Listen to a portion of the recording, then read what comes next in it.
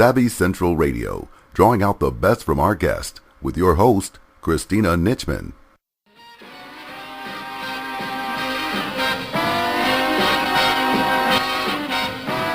Get ready and start your engines for our 4th annual Aviation Month at Savvy Central Radio. Hello everyone and welcome to Savvy Central Radio. This is your host, Christina Nitchman. Each week, Savvy runs weekly broadcasts providing entrepreneurs and successful individuals a platform to express their dreams, hopes, lessons learned, expertise, and wisdom with the world. Our guest today is Jeffrey P. Rhodes of Lockheed Martin. Lockheed Martin is America's global aerospace, defense, security, and advanced technologies company with worldwide interests. Today, Jeff will share with us the rich history of this company. Find out more about Lockheed Martin at lockheedmartin.com. Hi, Jeff. I want to welcome you to Savvy Central Radio for our 4th annual Aviation Month. Welcome. Well, thank you. I'm happy to be here. I was happy to have Lockheed Martin or a representative at Lockheed Martin come join us. I think I told you in our pre-talk that I had actually come on down. Actually, I found out it was 2 years ago. I came down with my partner, and we were cleared to fly your F-35 and your F-22 Raptor simulator, which was really awesome. Share with our audience a little bit about your aviation background. What led you to working with Lockheed Martin? I have been an aviation buff since I was about 6 years old. Read everything I could get my hands on, loved going to the airport and seeing airplanes.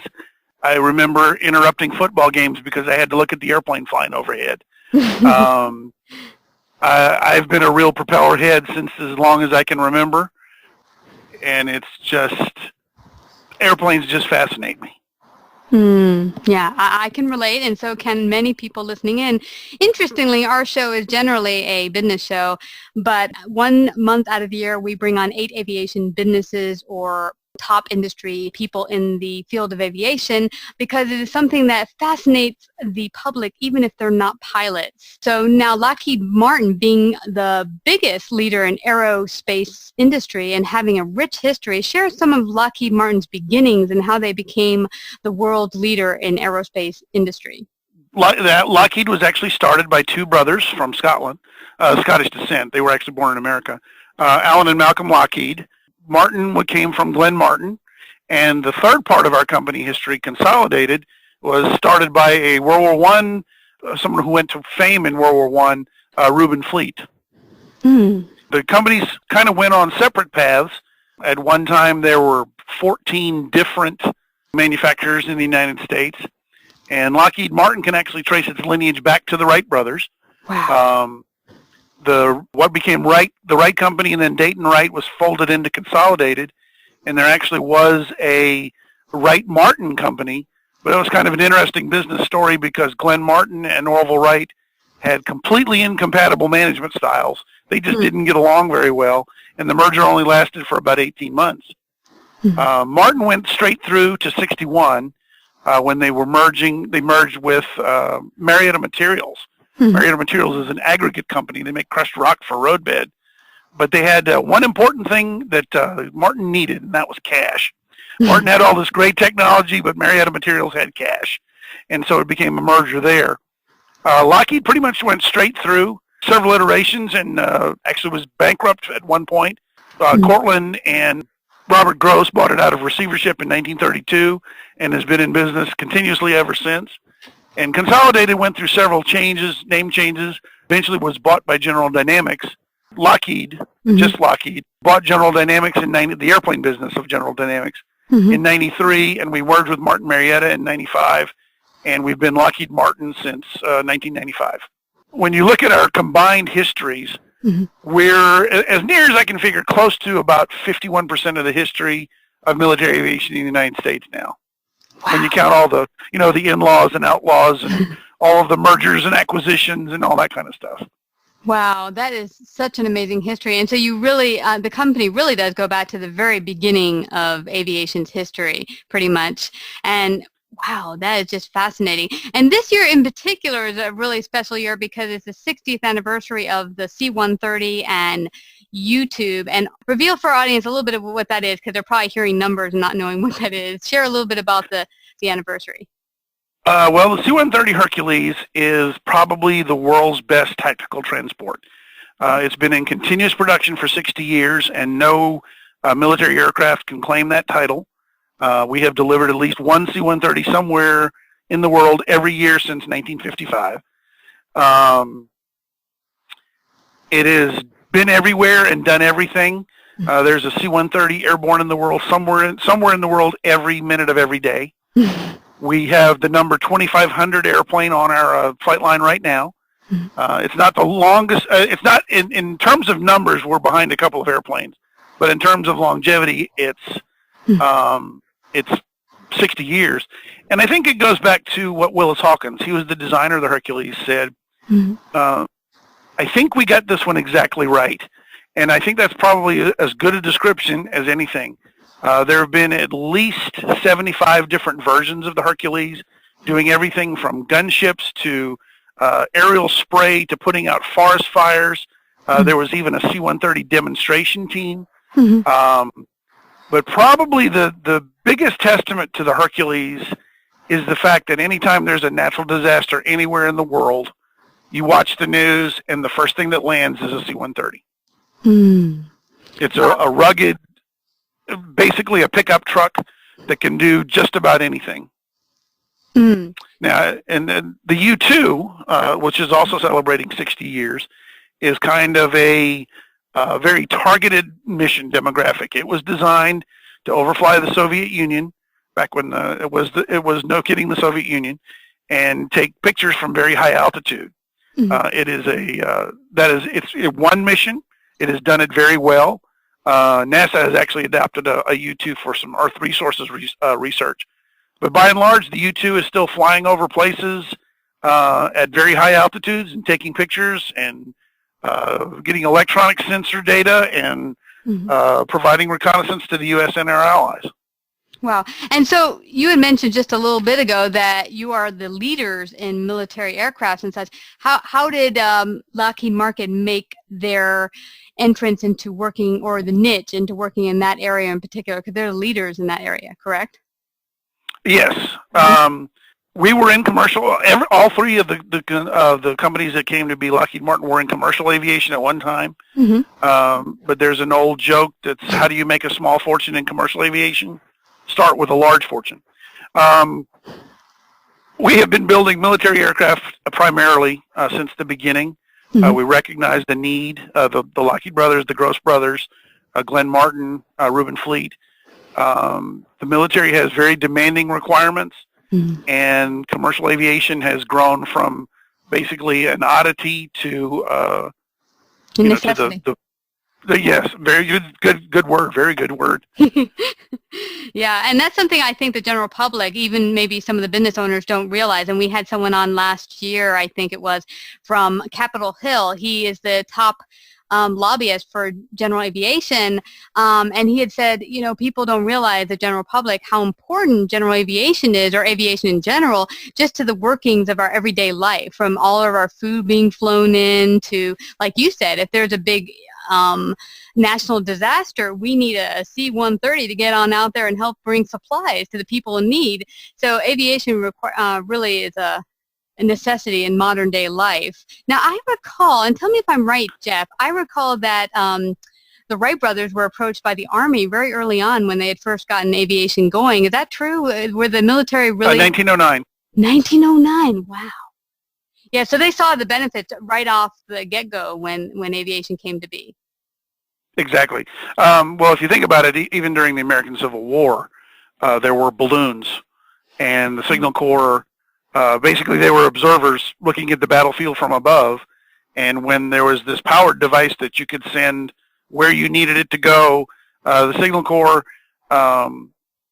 initially wasn't real receptive, and in fact, if you look at their specifications, it was 4 pages, which I have to laugh because our proposal for the F-35 ended up being about 2,000 pages with almost as much supporting documentation. Wow. The original spec was 4 pages, and then we basically, fortunately, they did not want paper copies, so it was all on disc. But we burned a lot of discs. Yeah. Now, why is that now so different that the requirements are so strict? Because I've heard about the F-35, but why in particular today is it so much harder to get it processed and pushed through? It's a number of factors. One is there are very stringent technical requirements. Mm. To the F-35, for example, is also a stealth aircraft. It's practically invisible to radar. And there's a whole long list of things that has to go with that. Honestly, the Lockheed brothers were two mechanics who thought this was going to be a cool endeavor. Mm-hmm. Glenn Martin built his first airplane in a rented church. Mm. And it's gotten to the point that there are accountants and lawyers and risk managers and finance people, and on the customer side, there are people that say it's got to do this and it's got to do that, and there's this whole long list of requirements, and it's real money. I'm not, we're not fooling anybody. It's real money, and people are very, very concerned that they make the absolute right decisions. Mm. Wow. Well, I was blessed, as I said earlier in the interview, to get to fly at least a demo your simulator down in Washington D.C. The F-22 and the F-35, and that was a great treat. And we even got to try those helmets that you get to see like a HUD. It's really bizarre. You can look down at the bottom of the airplane and see like nothing. Yes. That's freaky. I can't imagine actually being in an airplane and looking down and seeing like, I don't know, 40,000 feet down or something. That's got to be totally freaky for pilots. And when each individual helmet is made for each individual pilot.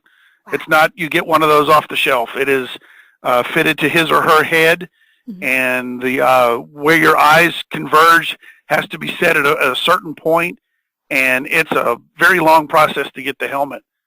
I'll tell you a funny story. I was present at the first flight of the F-35B, and that was the first airplane that we actually had the helmet on board. And it's kind of a tradition after our first flight that the pilot gets hosed down by the ground crew and maintainers. And our director of flight ops, when he was getting out of the airplane and they were getting ready to douse him, all I remember her saying was, "Not with the helmet on! Not with the helmet on!" Yeah. Yeah, that puppy ain't cheap, I hear. So he was allowed to take off the helmet before they doused him with the water. Wow. And I've heard from you, Jeff. We said prior in our pre-talk that you've had some really fun experiences and you've gotten to fly some really amazing aircraft yourself. Share with us some of your most memorable experiences. Well, I'd have to say the first one is I was flying with the 109th Airlift Wing out of Schenectady, New York. They're the only people in the world who fly the Hercules with skis. Now, these skis weigh a ton apiece, and they're Teflon coated, so they don't stick to the ice. But we landed at Raven Skiway in the middle of Greenland, and the ice was 5,000 feet thick. The sensation that I got was like I was standing in the middle of the ocean.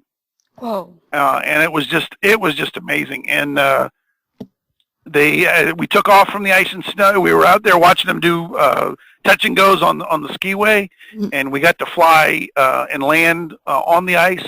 That was an amazing experience. Probably another one that I think was it sounds so ludicrous to do, and it was so much a normal part of these guys' everyday life, is I flew into Hurricane Dean with the hurricane hunters. These guys go in and they fly through the eye of the storm multiple times to get data to relay to the National Hurricane Center so they can better predict landfall. It's a really, no kidding, life-saving mission. The data that they get from these hurricanes tells people when to evacuate, tells the Hurricane Center what to expect, that kind of thing. Well, anyway, Dean was a Category 5 hurricane.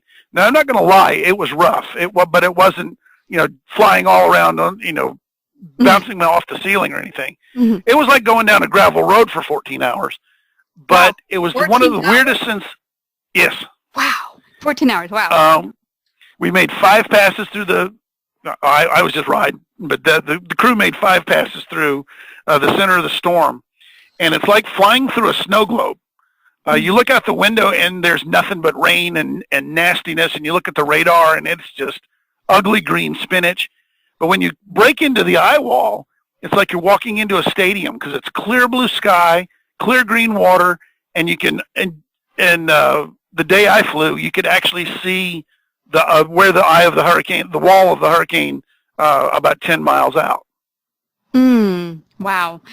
My assumption was a small airplane would never get to the middle of that, nowhere before it got torn to millions of shreds, I'm assuming.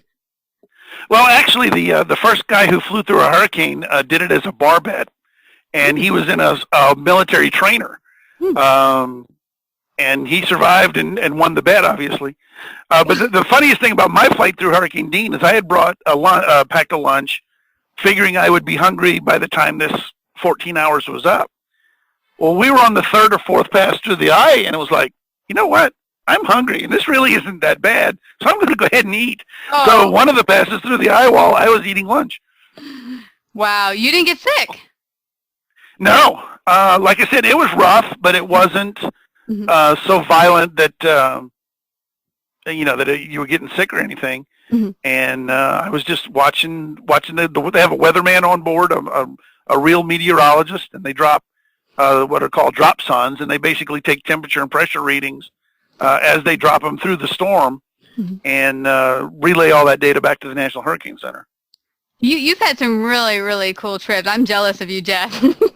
I flew with Customs and Border Protection in one of their P3s, and we had arranged for them to launch what they call a double eagle, which is two of their airplanes flying together, so we could get some photos, and we, of course, shared the photos with them. But while we were doing that, the radar guys were actually doing their job, and they found a drug runner, and the crews could not wait until we had gotten all the pictures because they were going after this guy.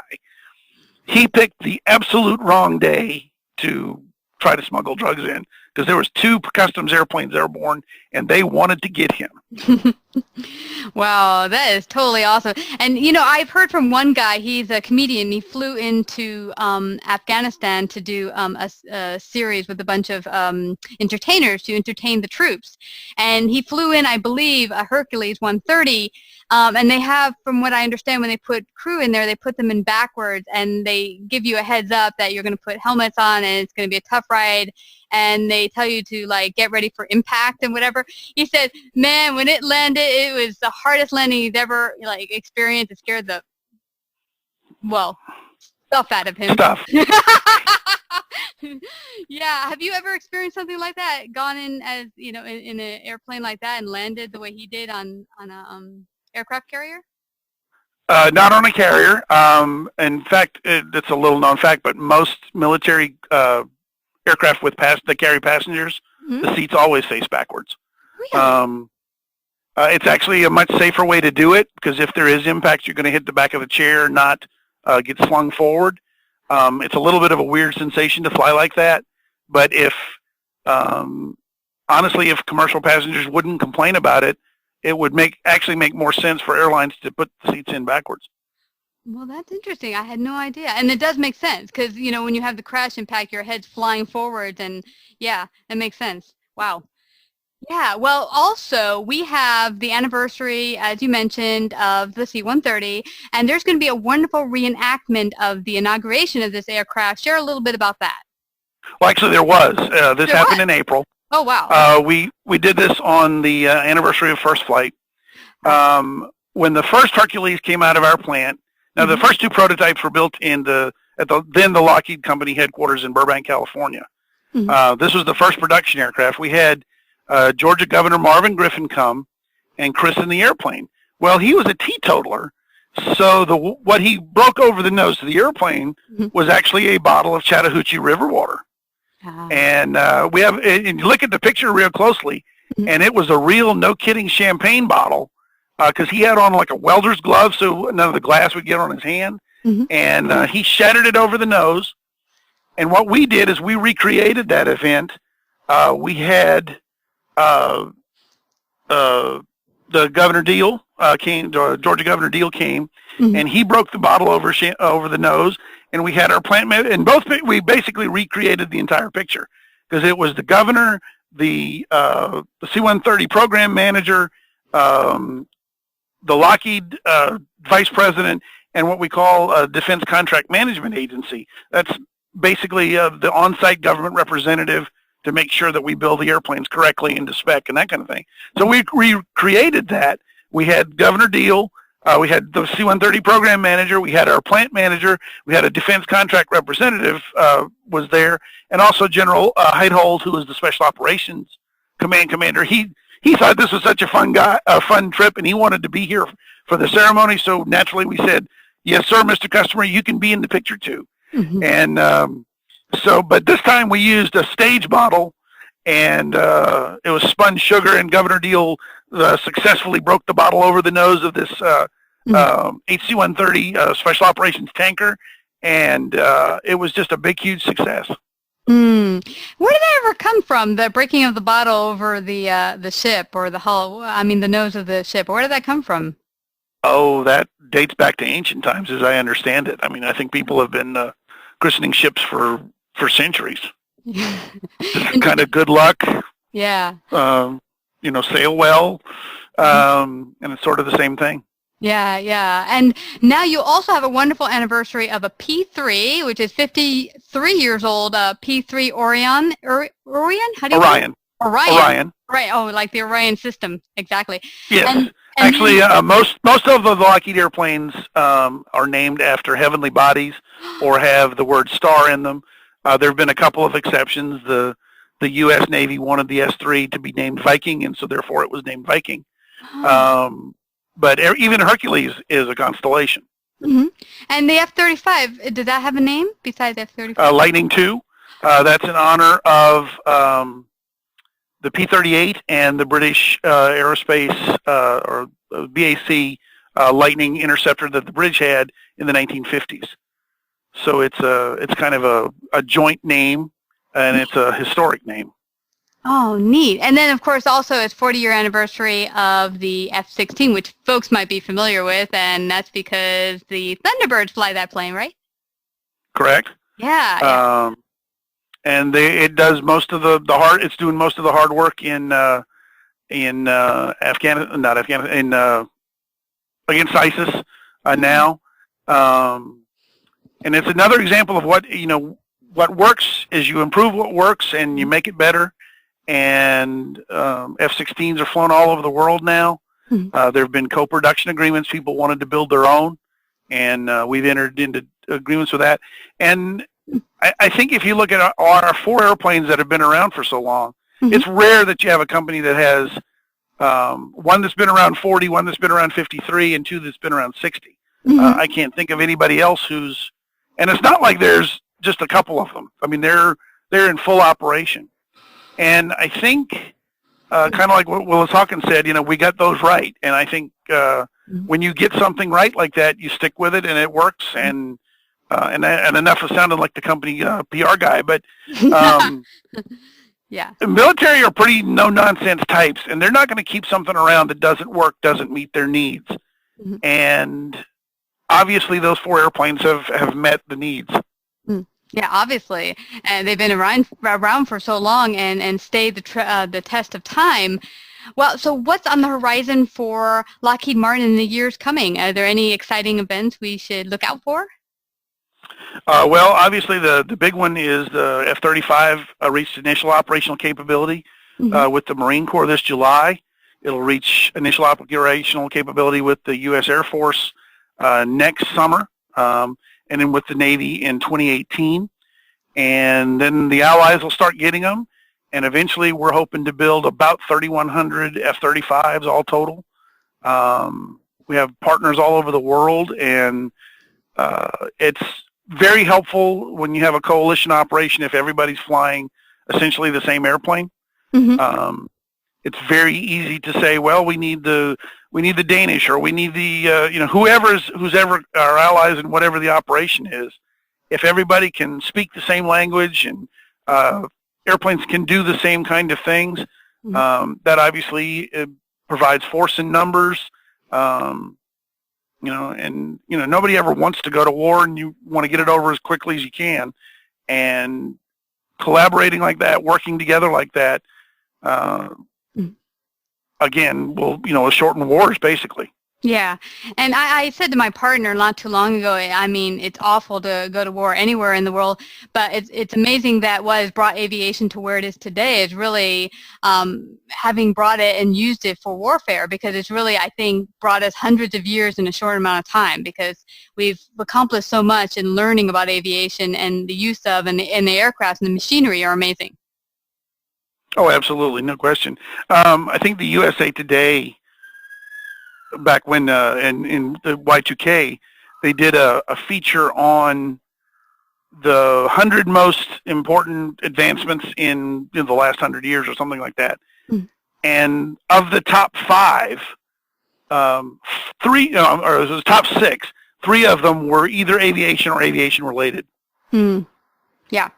And not only that, what we've accomplished as far as humans, we've even gone to space. I mean, that's phenomenal that we've been able to go to space in the less than 60 years, and how much we've expanded and grown, which I'm hoping will just expand even more with Lockheed Martin's help and many other aviation companies.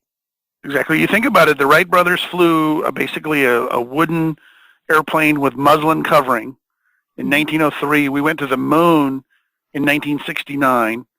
We went to the moon with a computer that had 180,000 lines of code. There's about 8 million lines of code in an F-35. Wow, that is nuts. And I hear that those modern fighters cannot be manually flown. They're all fly-by-wire, because it must be that way. They're too complicated. That's not necessarily. They are what they're called is inherently unstable. Basically, in order to achieve some of the aerodynamic performance, if it was being flown by a guy who didn't have a computer, it would fall out of the sky. But it is being flown by a pilot who is, with the computer system, is making sure that all of the control surfaces and everything. It's not so much fly-by-wire. It's basically the computer keeps the aircraft airborne. Well, I mean, I flew on the simulator, of course, the demo, not the actual airplane, because I would be dead if I tried to. And I didn't do such a good job, but I'm not an actual pilot. I've only had a couple hours in an actual airplane taking lessons. But it seemed really maneuverable and like respond super quick, both aircrafts. And it was a little scary, even looking at the big screen, thinking I was going to crash. And so, yeah, it was a wonderful experience. Anyone out there who's curious to take the demo we did, is it possible that anyone out there can find out about taking a demo, or do you run them at certain times during the year? No, it's strictly for government customers. It's just to enlighten. We take it out to suppliers, and their local representatives come in and basically introduce the airplane to the supplier community, the government community, that kind of thing. We don't offer tours of the simulator to anyone. Yeah. Well, I was very blessed, and thank you guys for allowing me to be part of it. And I want to thank you again, Jeff, for coming to share your great wisdom on Lockheed Martin's history and such a rich history. But before we head on out, are there any last words you'd like to leave with our audience? One of the things you said is what advice would I give to our listener? I have been very fortunate that my job is also my hobby, my passion. This doesn't really relate to aviation, but find what you like to do and do it, because you're going to be working for most of your life, and if you go into a job that you hate, that's just find something that you like and do that. Well, that is great advice, Jeff, and I couldn't agree more. I mean, I'm loving what I'm doing here, meeting awesome folks and having them share their wisdom. So again, I want to thank you for coming to Savvy Central Radio's 4th Annual Aviation Month. Oh, happy to do it. Enjoyed it. Savvy Central Radio is home to over 100,000 listeners per month globally and runs in syndication on 8 AM and FM platforms, including iHeartRadio and 6 podcasting platforms.